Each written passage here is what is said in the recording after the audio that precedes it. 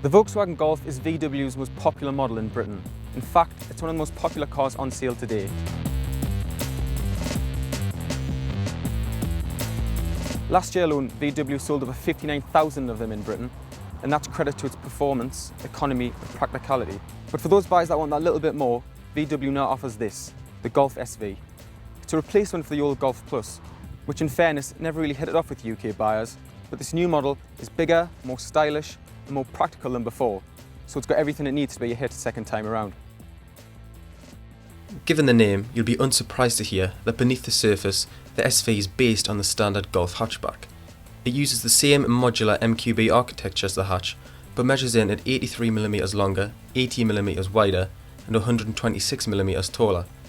VW's also stretched the wheelbase by 48mm, and although these numbers may not seem huge, it does mean there's a whole lot more space inside for passengers and all of their luggage.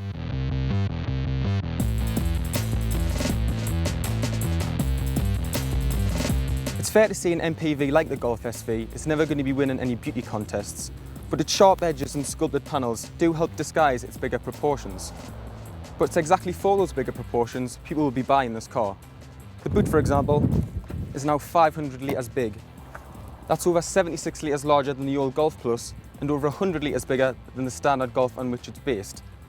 But if you need more boot space, the rear seats slide forward, freeing up 585 litres of boot space, and the front passenger seat also folds completely flat. Elsewhere inside, it's pretty much business as usual from VW. You've got the familiar dashboard and centre console, which are a familiar feature on Volkswagens these days, and there's also the touchscreen infotainment system. But as the Golf SV is a more family-focused car, there's some bigger storage bins and some handy storage compartments for all your loose odds and ends. We already know the Golf SV shares the same platform as the hatchback. What that also means is the engine range is also carried over. There'll be 4 turbocharged petrol engines available from launch and also 3 diesel engines. If you like to keep an eye on running costs, the one to go for would be the 1.6 litre Blue Motion model, which VW claims will return over 76 miles per gallon with emissions of just 95 grams per kilometre. But the engine we have here is the more powerful 148 brake horsepower 2 litre diesel engine. Now you have to sacrifice a little bit in terms of economy, but at 59 miles per gallon is still pretty good going. But the extra performance, especially when you're carrying 4 other passengers and all of the luggage, is very handy. Now, an area which usually falls victim of the bigger and more practical body in cars like this is just how much fun they are to drive and how well they handle.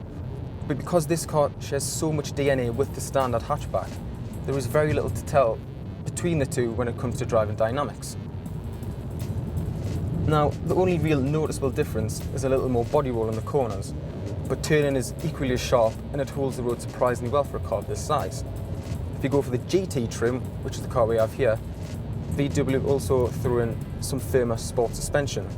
It rides just as well as the other models, but what that also does is counter that excess body roll you'll also experience. We spent the entire day with the new Golf SV, and overall, it's a really impressive bit of kit.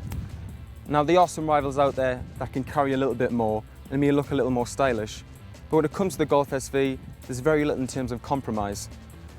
Now, nobody buys an MPV because they want one. They buy one simply because they need one. But this new Golf SV goes some way into narrowing that gap. Click on the video windows to watch our video review of the Citroën C4 Picasso and Ford C-Max.